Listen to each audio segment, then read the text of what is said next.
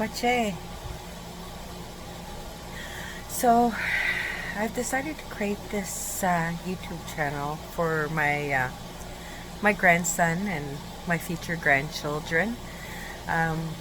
It's a space where I can read to my children and be connected to them through the miles and the space between us. I think it's really important as ᓅ시시ᒼs and Gookums, the grandparents, that we play a front, or we take a front row seat in our nôsisim, our grandchildren's lives.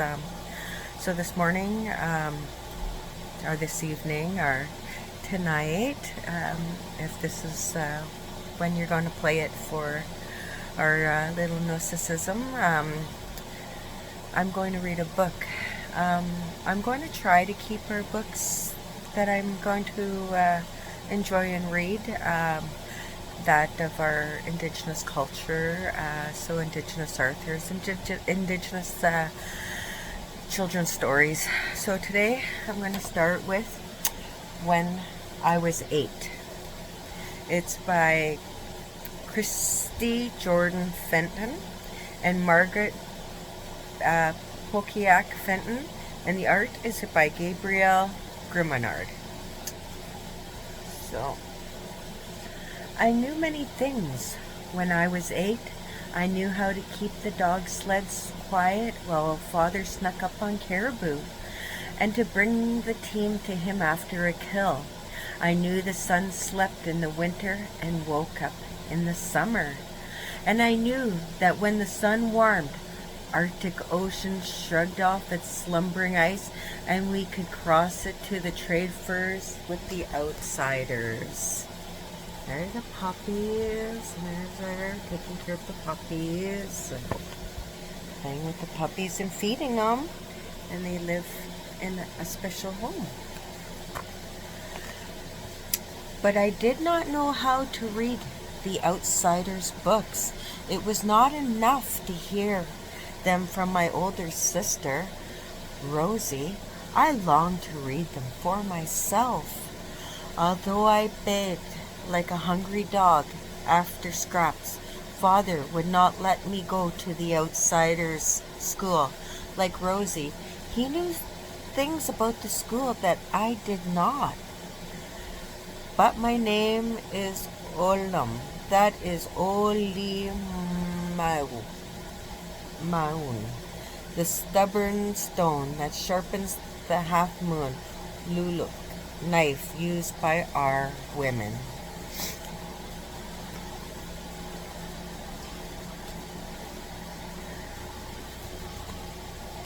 I wore away at him all through the winter, and when the sun awoke again and we traveled to trade with the outsiders, he reluctantly left me at their school. There's their school.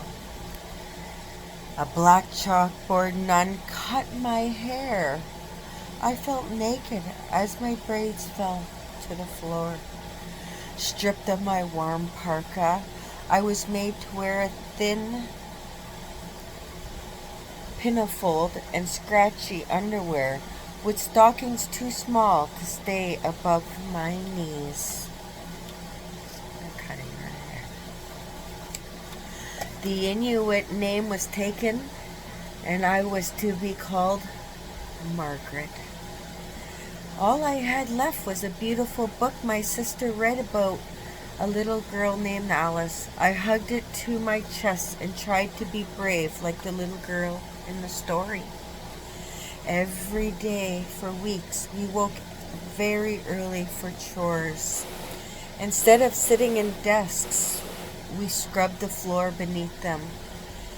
We washed the walls and dishes and laundry. And then we went to the church and kneeled on our already aching knees to clean our souls. I worked hard, but it brought me no closer to being able to read.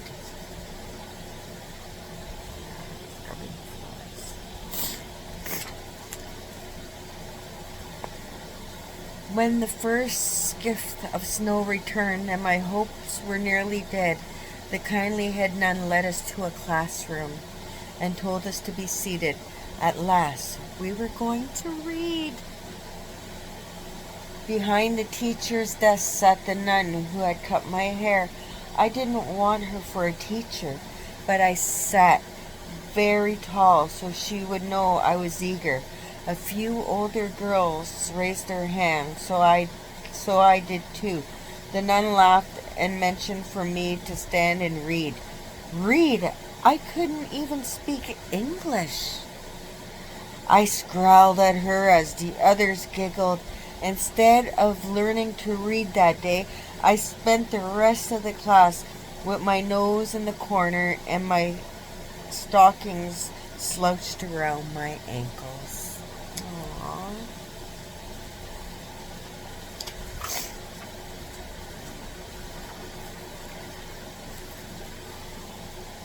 The nun constantly gave me extra chores as part of my education, she said.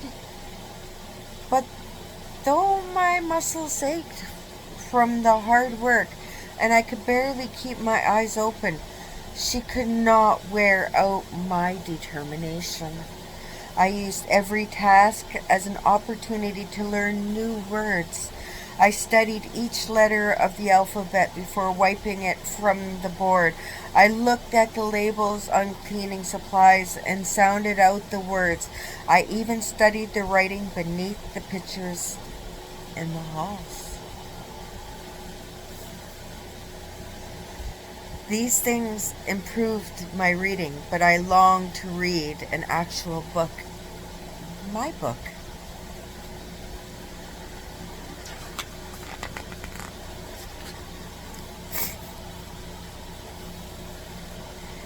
One evening I hurried through my supper of cabbage soup, planning a hasty escape. I couldn't wait anymore. I dashed into the hall, but the nun was waiting for me. Not so fast, Margaret. There are pots to be scrubbed, she said in a threatening tone, and marched me to the kitchen. With my arms in the scalding water up to my elbows, I couldn't hold back my frustration. I could be reading, I muttered. What? The nun demanded, her shoes creaking as she crossed the kitchen. She pinned me against the sink slowly. A smile spread across her thin lips. Fetch me a cabbage from the basement, she ordered.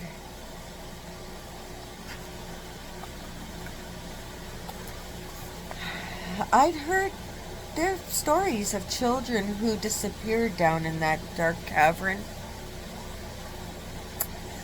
I descended each step deliberately, hiding my fear. My hands quickly found a cabbage in the shadows, and I scurried up the stairs, but she slammed the door, shutting out all light.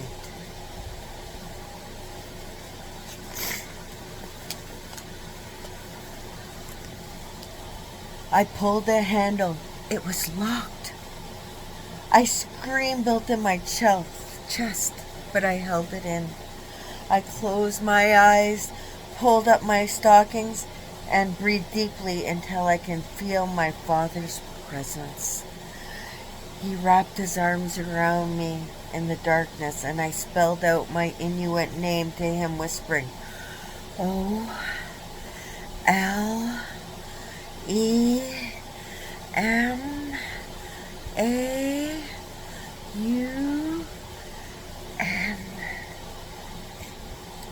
To him, whispered, his proud smile made me stronger, so I worked through the name of my distant home. BANKSISLAND.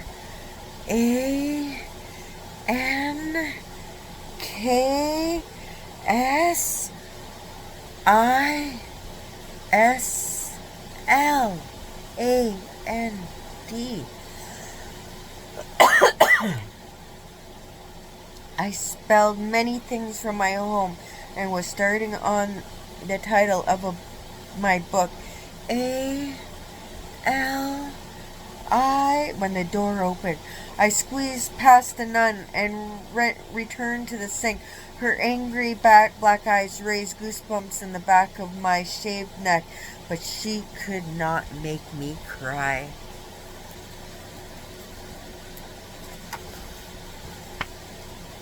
When I returned to the dorm that night, all the girls were giddy. Everyone had new, dark stockings. I pulled off my old ones, took my place in front of the nun, held out my hand, and closed my eyes.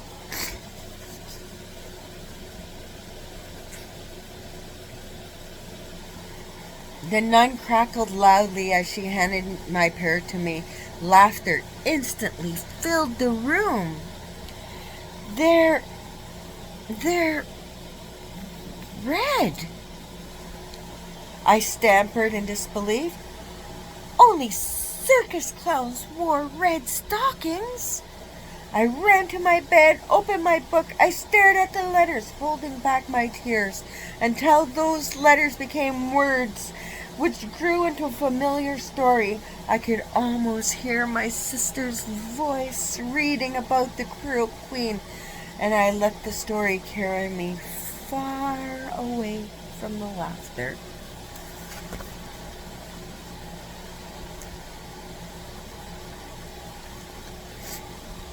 The next morning I crept quietly to breakfast, but an older girl saw me and called out, "Fatty legs," as bits of food fell from her mouth. "Fatty face," I shouted back. "F-A-T-T." The nun swooped in. "If you cannot get along with the others, you can tend to the laundry," she hissed. I entered the laundry and stood beside the large vat with the fire crackling beneath it, and the idea came to me. I knew what to do with my stockings. I burned them in the ashes. I felt like Alice after a bite of the magic cake, as large as the entire room. Uh-oh. When the nun saw my bare legs, she exploded. "Margaret! Put on your stockings," she demanded. I set my jaw and crossed my arms. "I can't." "Why not?" "I just can't." Her face grew very red, and she ordered everyone to search the room. Like the Queen's henchmen in my book, they scurried around, upturning everything. Books were torn from shelves and blankets from beds. No one was calling me fatty legs now, and no amount of searching could ever bring those stockings back.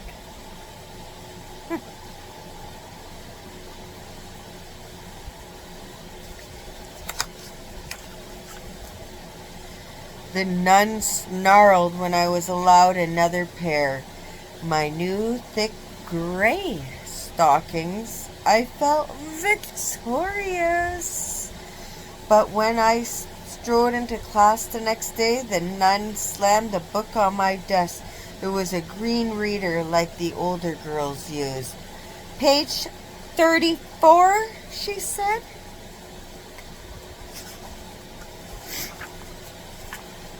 She wanted to cut me down to size. I opened the book, nervousness swelling in my throat. I looked at the words and began slowly twisting my tongue around the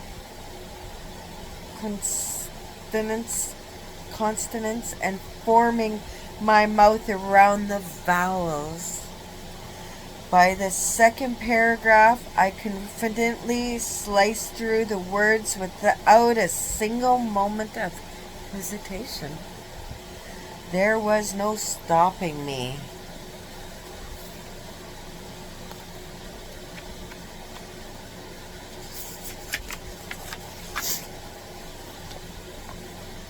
When I finished, I looked up, but the nun was facing the blackboard. "Sit down, Margaret," she said. I felt a great happiness inside that I dared not show. I quietly took my seat. I was Oliman, conqueror of evil, raider of books. I was a girl who traveled to a strange and faraway land to stand against a trident like Alice. And like Alice, I was brave, clever, and unyielding as the strong stone that sharpened a lulu. I finally knew this, like I knew many things, because now I could read. The end. I love you, my nôsisims.